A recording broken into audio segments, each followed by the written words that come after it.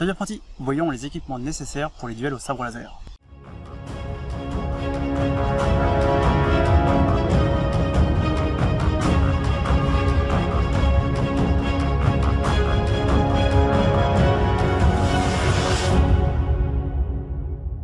Quels sont les équipements nécessaires pour les duels au sabre laser?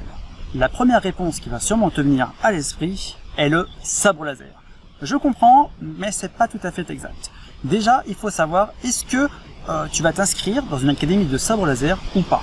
Parce que si c'est le cas, une bonne partie du matériel va être prêté par l'académie. Bien sûr, tu peux amener ton propre matériel, c'est même plutôt conseillé, mais bon, ça te permet de retarder un petit peu les dépenses par rapport à cela. Donc renseigne-toi bien auprès de l'académie à laquelle tu vas t'inscrire pour savoir quels sont les matériels, les équipements qu'ils vont fournir. À noter que certaines académies te donnent un t-shirt et un jogging. Parce que, effectivement, la tenue qu'il faut avoir, c'est une tenue sportive. Alors, de base, c'est la tenue sportive qu'il faut avoir. Donc, basket, jogging, t-shirt et autres, c'est toi qui vois, mais c'est une tenue sportive. Kimono éventuellement, donc voilà, il faut que tu sois à l'aise dedans. Les tenues de cosplay, alors je te les déconseille en entraînement, mais il faut savoir que la Fédération française d'escrime les a autorisées pour les tournois. Donc ça c'est plutôt sympa de leur part. Donc tu peux venir carrément donc en tenue de cosplay. Maintenant vérifie si les règles de tournoi l'autorisent bien et si ta tenue est bien sûr autorisée. Parce que certaines tenues pourraient être refusées pour un aspect de sécurité ou si elles sont beaucoup trop larges, comme des pics qui vont super loin, etc. Même si les bouts sont arrondis. Voilà. Pour tes tenues de cosplay, vérifie si ta tenue est vraiment adaptée pour les duels. Parce que en général, les fabricants de tenues de cosplay vont les faire pour faire joli, mais ils vont pas forcément les faire pour faire des duels avec. Donc vérifie si tu peux faire bien tous tes mouvements tranquillement.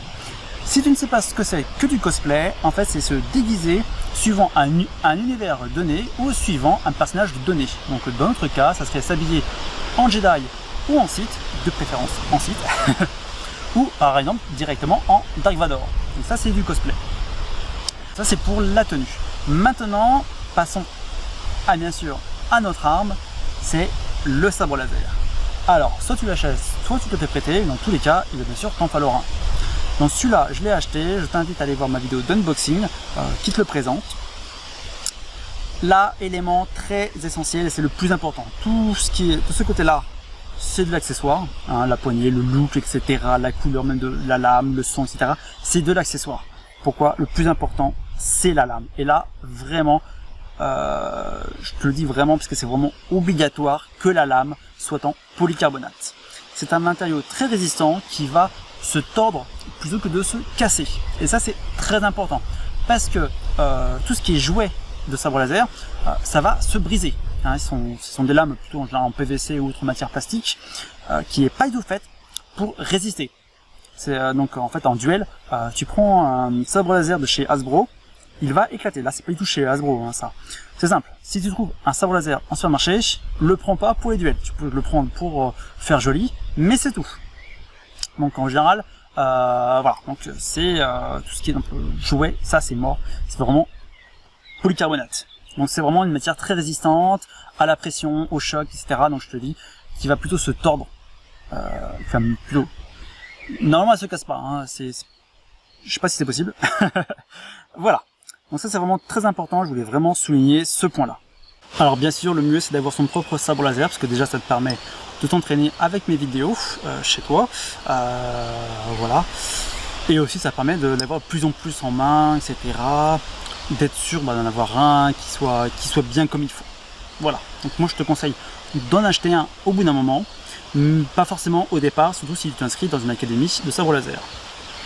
Alors pour vraiment que tu prennes le temps de bien choisir, il est à noter que quel que soit le site par lequel tu vas passer, il va y avoir un délai de livraison. C'est pas de l'immédiat. Même les sites français, tu vas avoir un certain délai. Voilà, je dis ça parce que si tu veux t'inscrire en septembre avec un sabre laser à toi, bah en fait compte prévois à l'avance, le sabre laser de l'avoir suffisamment de temps à l'avance. Donc on vient de voir la tenue et le sabre laser. Ça c'est vraiment c'est la base pour pouvoir s'entraîner et pour les duels. Maintenant pour les duels, il y a deux équipements nécessaires à avoir. Il y a le casque. Donc le casque, ça tu as vraiment une variété de casques que tu peux vraiment choisir. Casque de moto, motocross, VTT, casque d'escrime, de paintball, etc.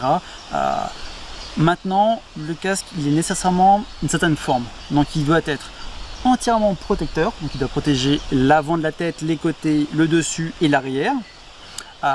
D'avoir une visière, alors peu importe qu'elle soit fermée complètement, donc une visière en PVC fermée complètement ou en grillage, alors sachant que le bout des sabres laser est comme assez gros, donc tu peux prendre un grillage assez gros, tu n'es pas obligé de prendre du grillage très fin comme les casques d'escrime parce que eux ils sont faits pour bloquer les fleurets, ils sont très fins, donc voilà, tu peux prendre ça, hein, ça gêne pas. Fais gaffe quand même aux casques qui ont une visière teintée.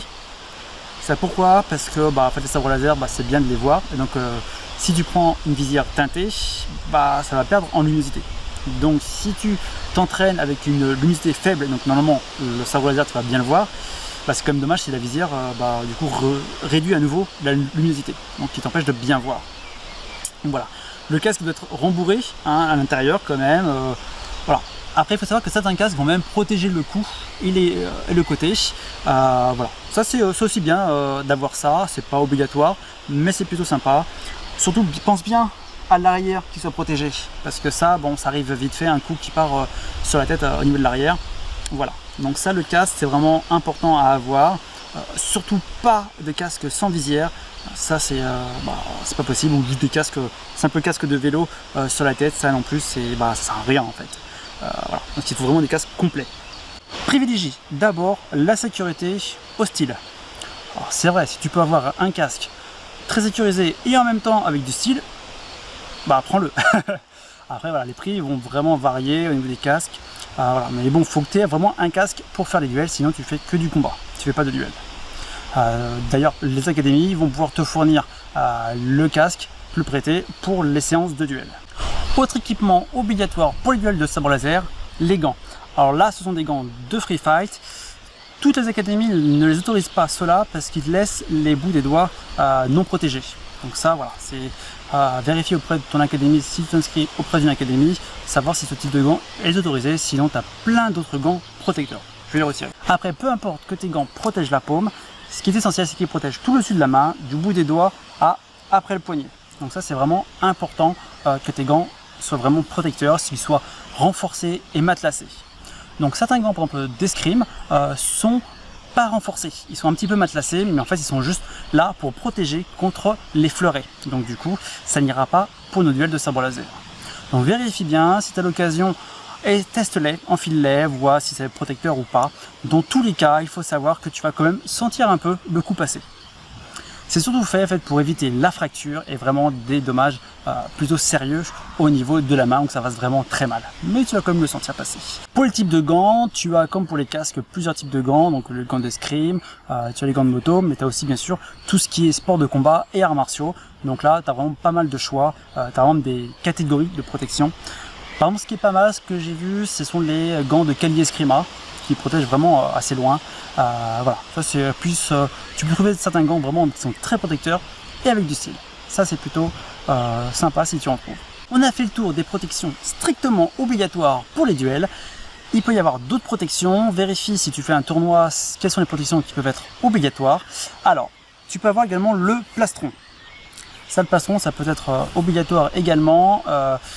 Par exemple, tu vois les plastrons de taekwondo, par exemple, ça qui protège bien le devant, un peu les côtés, plus ou moins l'arrière. Moi, je te conseille vraiment de trouver des plastrons qui protègent également l'arrière, parce qu'on ne sait jamais, un coup qui part sur l'arrière, ça peut faire mal, même si c'est vrai qu'on évite quand même de frapper dans le dos, surtout qu'on frapper fort, parce que le but c'est quand même juste de toucher et pas de faire mal lors des duels. Donc voilà, donc là, les plastrons, il n'y a pas beaucoup de plastrons, je trouve, qui ont vraiment un style sympa, ou alors tu planques sous un t-shirt, choses comme ça. Autre protection, il y a la coquille. Donc ça, vraiment, si tu es à l'aise pas avec cela, faut savoir que même avec une coquille, pareil que pour les gants, tu vas sentir le coup passer. C'est juste que ça va faire beaucoup moins mal. Parce qu'en fait, ça va répartir le choc. Autre protection que j'ai déjà vue, c'est les coudières et les genouillères. Alors là, c'est vraiment pas terrible, je trouve. Ça va vraiment te gêner dans ta mobilité. Ça va pas forcément t'apporter de protection, sauf si vraiment tu as les articulations vraiment fragiles, très fragiles, mais sinon ne les prends pas. Et surtout, ça risque d'offrir une surface de frappe plus importante à ton adversaire, puisque c'est pas parce qu'il frappe dans une protection qu'il ne marque pas le point. On vient faire le tour de l'équipement obligatoire et de l'équipement optionnel. Alors bien sûr, tu peux toujours rajouter certains accessoires, notamment un deuxième jeu de batterie pour ton sabre laser, etc. Voilà, plein de petits équipements en plus, mais qui sont voilà, un peu comme pour tous les sports. Donc voilà, ça c'est vraiment l'équipement qui est vraiment nécessaire pour faire tes duels au sabre laser. C'est vrai que pour l'entraînement pur, tenue sportive, sabre laser, et hop, c'est parti.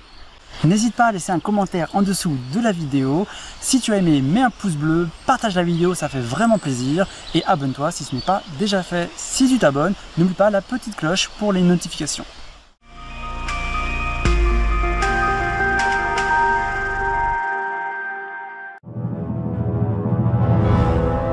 Bienvenue dans la partie bonus.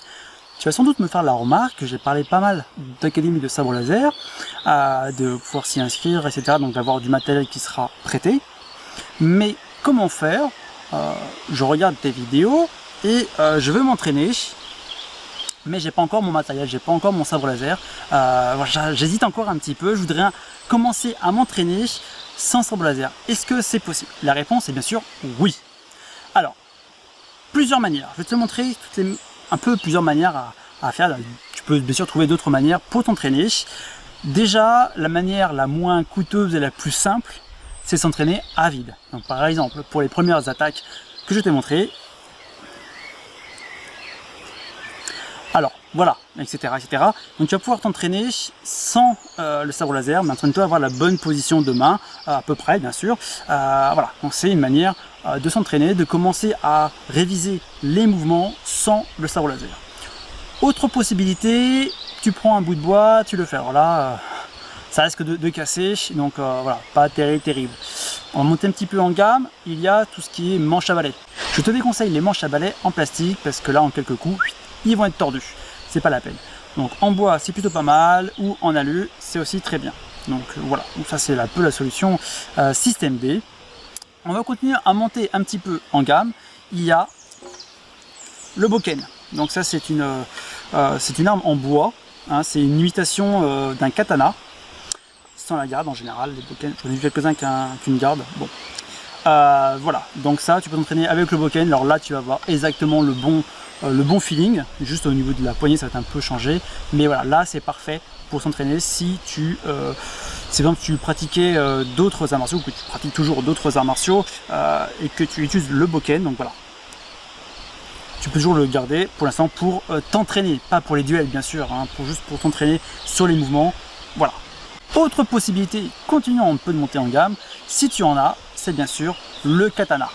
Donc là, par contre ça c'est bien plus lourd que le sabre laser entre les deux, mais si tu en as un et que tu attends ton sabre laser, voilà, c'est toujours utile. D'autres épées, d'autres sabres, etc. Donc voilà, il y a plein de solutions pour pouvoir s'entraîner au maniement du sabre laser sans sabre laser, en attendant de l'avoir ou en attendant d'être inscrit à une académie de sabre laser.